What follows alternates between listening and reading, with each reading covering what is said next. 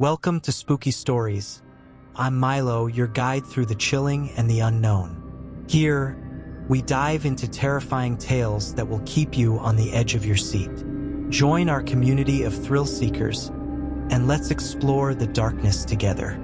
Are you ready to be scared? 1. I remember the day we met as if it was yesterday.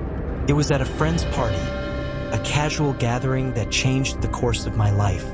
He was charming, attentive, and we connected instantly.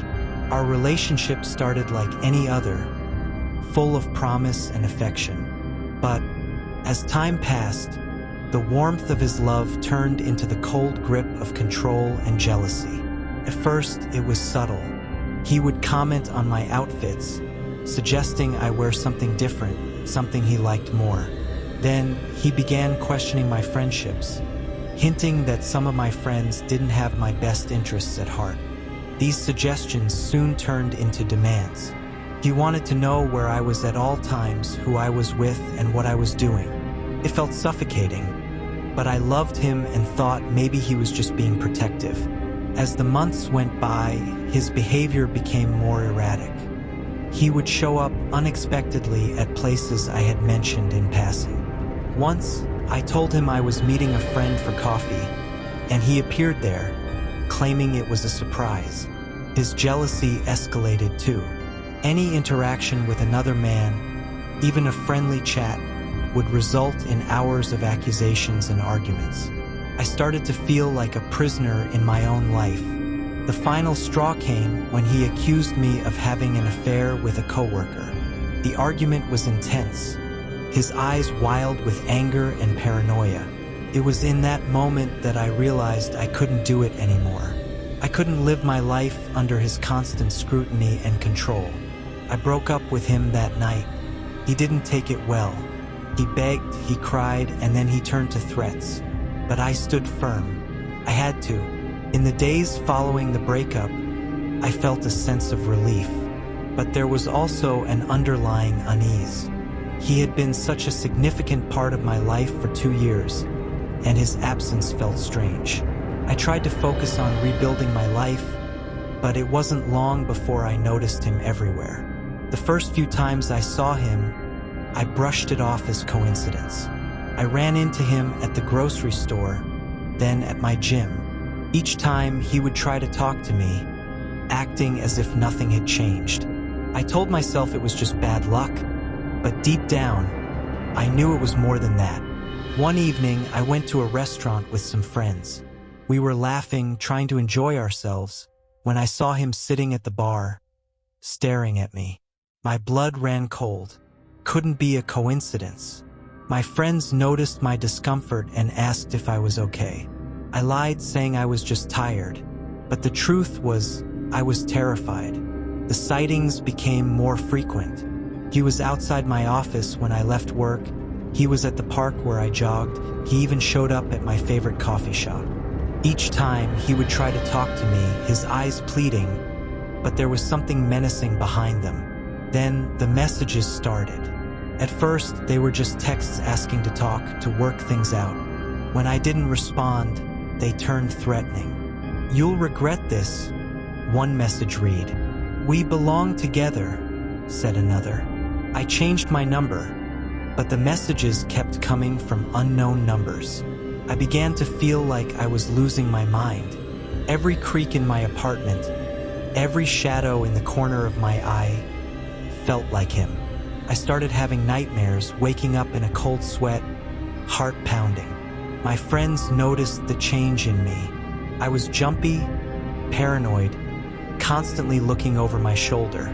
They tried to comfort me, but nothing could shake the feeling that I was being watched.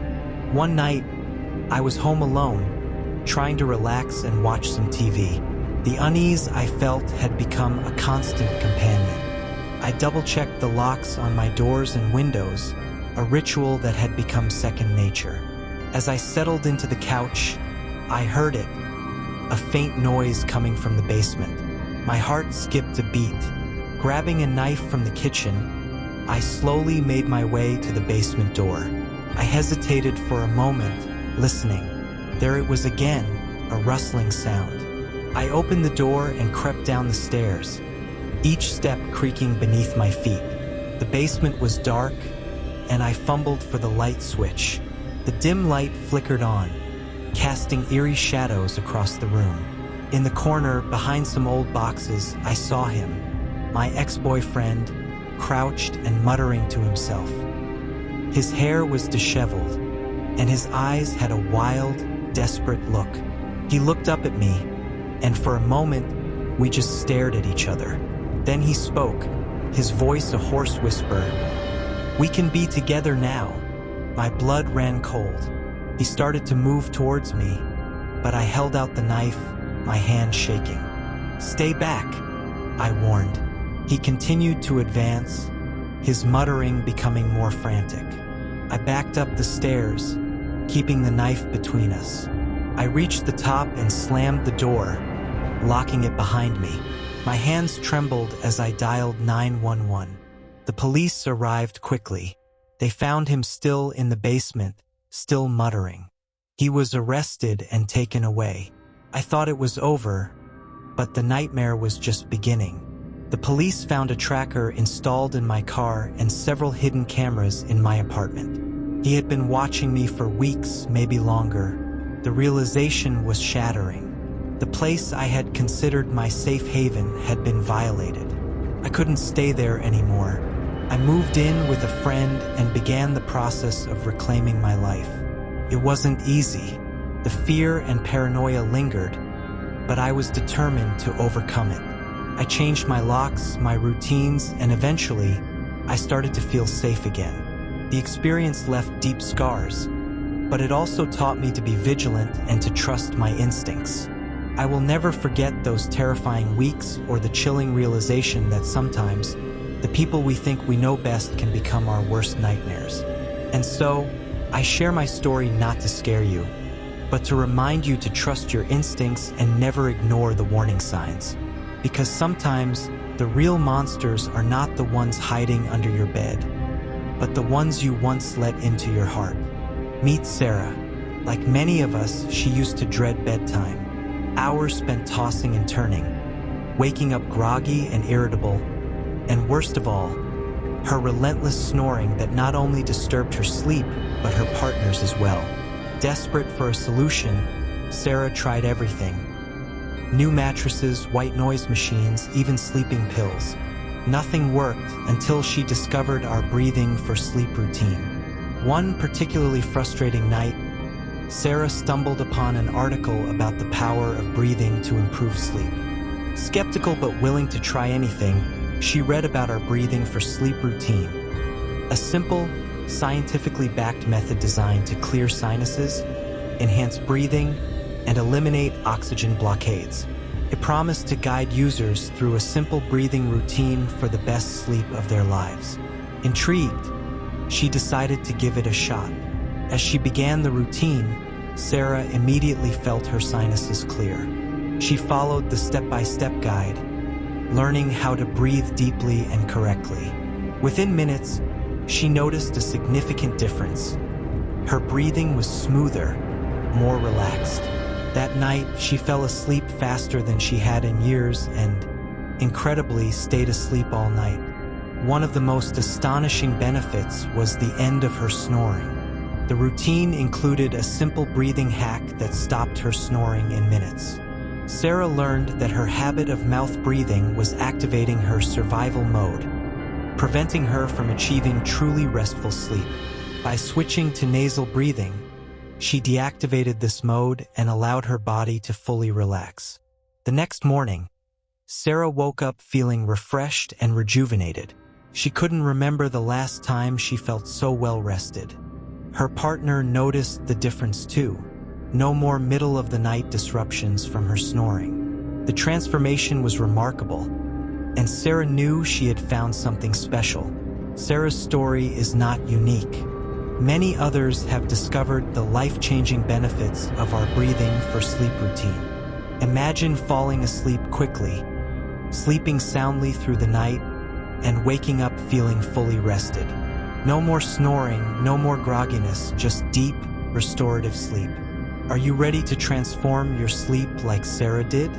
Our breathing for sleep routine is easy to follow and starts working immediately. Clear your sinuses, enhance your breathing, and remove oxygen blockades with our guided routine. Say goodbye to snoring and hello to the best sleep of your life. Don't spend another night tossing and turning. Experience the power of proper breathing and reclaim your nights. Try our breathing for sleep routine tonight and wake up to a new, refreshed you. Because everyone deserves the gift of deep, restful sleep. Check out the link for this wonder in the description and the comments. 2. It all started so innocuously. My ex-boyfriend and I had parted ways on what I believed were amicable terms. The breakup wasn't dramatic. It was a mutual understanding that we had grown apart. For months afterward, I felt relieved and even somewhat proud of how maturely we had handled things. But that calm was deceptive. A thin veneer over an abyss I never could have anticipated. It was a Wednesday when I first noticed her. A woman with striking red hair. She lingered just beyond my periphery, always at a distance that made her presence ambiguous, easily dismissed as coincidence. At first, it was easy to rationalize. Maybe she was a neighbor or someone who frequented the same coffee shops and grocery stores as I did. But the frequency of our encounters was unnerving. Her eyes, always fixed on me, sent shivers down my spine. Days turned into weeks, and her presence grew increasingly unsettling. One evening, as I left the office late, I saw her standing across the street, her gaze piercing through the darkness. My steps quickened, heart pounding, as I hurried to my car. The engine roared to life, but the echo of her watchful eyes stayed with me. The next morning, I received a message from an unknown number. Stay away from him. He's mine. It was then that fear truly set in. My mind raced back to my ex. Could this be about him? I decided to reach out, hoping for clarity, or at least some reassurance. When I called him, he sounded genuinely baffled. I don't know anyone like that, he insisted. His confusion seemed genuine, but it did little to calm my nerves. Despite his reassurances, the red-haired woman's appearances became more frequent and more brazen. She followed me to the gym, the supermarket, even to my friends' houses. Her eyes were always filled with a disturbing intensity, a silent threat I couldn't escape. I began to dread leaving my home, feeling her presence even in her absence.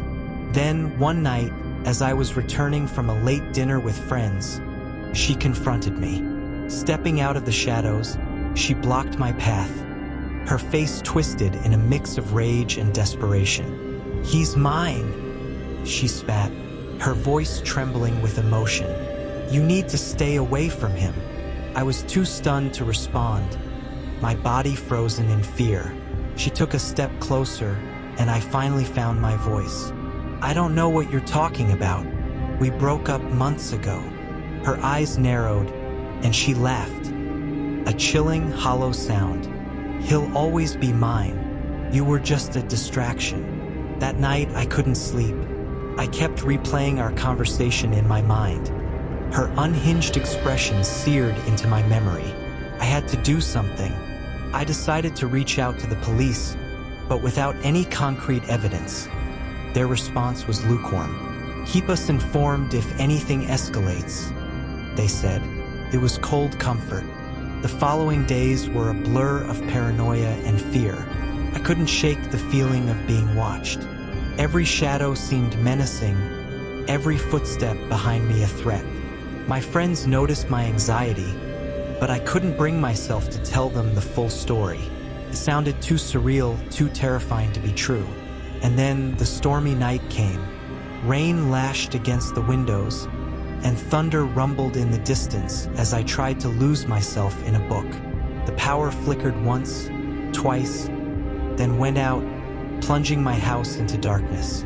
I fumbled for my phone, using its light to navigate the pitch-black rooms. That's when I heard it. A faint scraping sound coming from the back door. My heart raced as I crept towards the noise, the kitchen knife clutched tightly in my hand.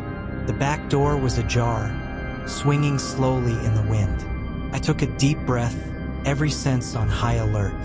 Then, without warning, she lunged at me from the shadows, her eyes wild with fury. The struggle was a blur of terror and adrenaline. She screamed incoherently about my ex, about how he belonged to her, how I had to be removed. I fought back with all my strength, managing to push her away just long enough to run to the living room and call the police. By the time they arrived, she was gone, but the evidence of our struggle was clear. Furniture was overturned, and there were scratches on my arms from her wild attempts to grab me. The police took my statement and promised to patrol the area more frequently, but the damage was done. I was living in fear, my home no longer a sanctuary. The investigation that followed revealed the horrifying truth.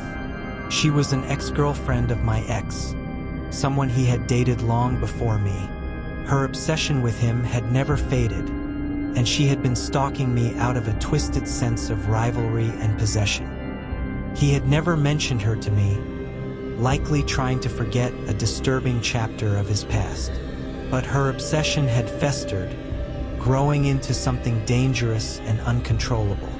The police finally apprehended her a few days later. She was found hiding in a park, disheveled and muttering to herself. When they questioned her, she rambled about love and betrayal, her mind clearly unhinged. She was taken into custody, and a restraining order was placed to keep her away from both me and my ex. In the aftermath, I moved to a new apartment in a different part of the city, hoping to leave the trauma behind. But the fear lingered, a constant reminder of how quickly life can turn into a nightmare. I changed my routines, my phone number, even my appearance slightly, trying to distance myself from the haunting memories. Through therapy and the support of my friends, I slowly began to rebuild my sense of security. The experience left deep scars, but it also taught me the importance of vigilance and the unpredictable nature of human obsession. I no longer take my safety for granted, and I remain cautious, always aware of my surroundings. In sharing my story, I hope to convey a crucial lesson. Never ignore the signs of obsession, and always trust your instincts. The world can be a dangerous place, and sometimes the threats come from the most unexpected sources. Stay vigilant, stay safe, and never let fear control your life. 3. The end of my relationship with Alex was supposed to mark the beginning of my freedom. For too long, I had endured his controlling nature, his relentless jealousy, and his unpredictable outbursts. Finally, I mustered the courage to leave him, thinking that would be the end of my nightmare. Little did I know it was just the beginning. The messages started almost immediately. At first, they were pleas for forgiveness, promises to change, declarations of undying love. But as I ignored him, they grew darker, filled with anger and threats. Every time my phone buzzed, a shiver ran down my spine. The ding of an incoming message became a sound I dreaded. Soon, it wasn't just messages. Alex began showing up at my house at all hours, pounding on the door, begging to be let in. I moved to a different apartment, hoping to escape his relentless pursuit. But somehow, he always found me. It felt like I was living in a fishbowl, every move monitored, every step watched. I started to feel trapped, suffocated by his presence even when he wasn't there. One night, after a particularly grueling day at work, I collapsed into bed, exhausted. The events of the past weeks had drained me, leaving me on edge and weary. I had barely drifted off to sleep when I felt it, a presence in the room. My eyes snapped open, and there, standing beside my bed, was Alex. For a split second, I thought I was dreaming, but the cold reality hit me when I saw the wild look in his eyes. The same eyes that had once looked at me with love now filled with something far more sinister. Panic surged through me. I reached for the bedside lamp and switched it on, casting a dim light over the room. Alex stood there, unmoving, staring at me with an eerie calmness. "How did you get in here?" I demanded, my voice trembling. My heart pounded so hard I could hear it in my ears. He didn't answer. Instead, he stepped closer, and I saw the glint of madness in his eyes. "We'll be together again," he whispered, his voice a chilling monotone. "No matter what happens." A scream tore from my throat, and I scrambled out of bed, knocking over the lamp in my haste. In the confusion, Alex bolted out of the room and disappeared. My hands shook as I grabbed my phone and dialed 911, barely able to get the words out. The police arrived quickly, but by then, Alex was long gone. They searched the house, finding nothing but the letter he had left behind. It was scrawled hastily, filled with ramblings about love and destiny, and a chilling promise that we would be together again. The officers took my statement and assured me they would find him, but their words felt hollow. I knew Alex better than they did. He wouldn't stop until he got what he wanted. In the days that followed, I barely slept. Every creak of the house, every rustle outside sent my heart racing. I installed new locks, got a security system, even adopted a dog for extra protection. But nothing could shake the feeling of being watched. I lived in a constant state of fear, jumping at shadows, expecting Alex to appear at any moment. Then one day the police called. They had found Alex. He had been arrested trying to break into another woman's house, thinking it was mine. Relief washed over me, but it was short-lived.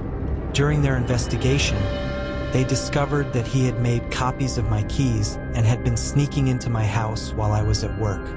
He had been watching me, listening to me, invading every aspect of my life. The realization was horrifying. The place I had considered my sanctuary had been violated.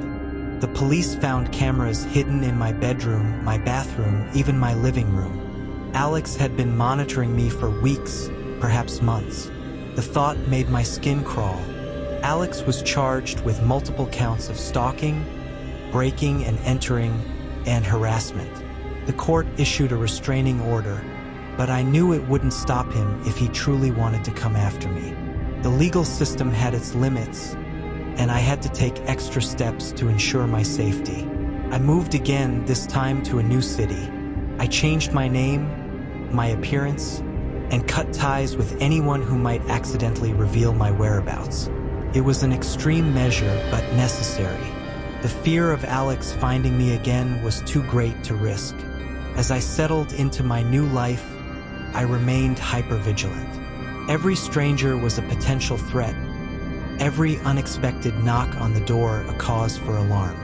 I attended therapy, trying to rebuild my sense of security, but the scars ran deep. Trusting people became nearly impossible. I lived in a self-imposed isolation, my past haunting every step I took. But I wasn't entirely alone. I joined support groups for survivors of stalking and harassment, finding solace in the shared experiences of others. It was there that I met people who understood my fears, who had lived through similar nightmares. We supported each other, shared coping strategies, and slowly, I began to heal. The process was long and arduous.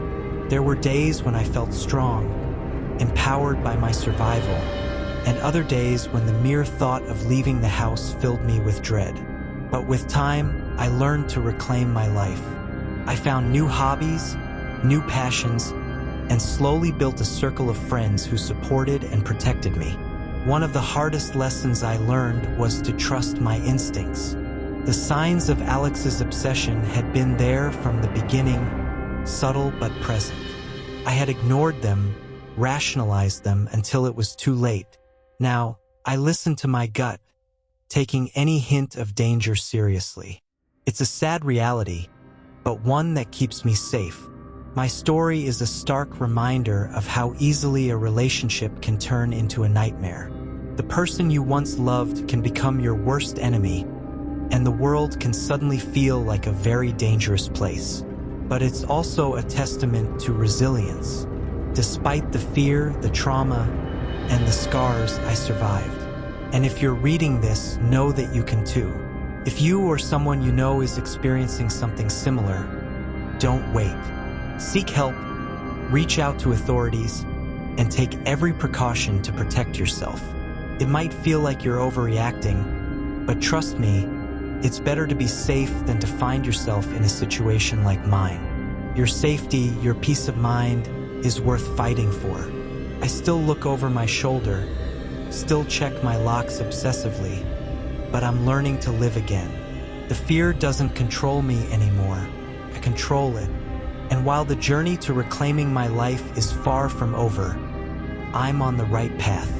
And for now, that's enough.